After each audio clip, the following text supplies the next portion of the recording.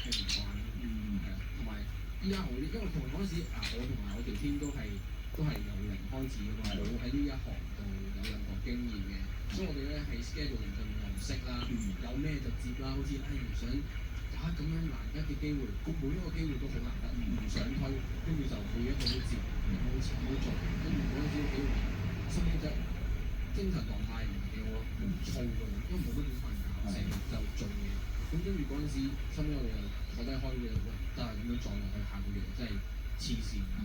咁佢依家識得點樣行翻嗰啲 schedule，邊啲日放都可以寫下歌咁就成個生活就健康咗好多。好好啊！即係啱啱聽人哋講咧，其實我非常之欣賞兩位男士同埋女士咧，即係好 humble 嘅你哋係啊！我希望你哋就算點樣大自己都可以接到呢個 humble 嘅係啊！好，13交俾你。多謝袁生，就不如聽歌啦。我條生落去 JC 啦。不如生嚟行下。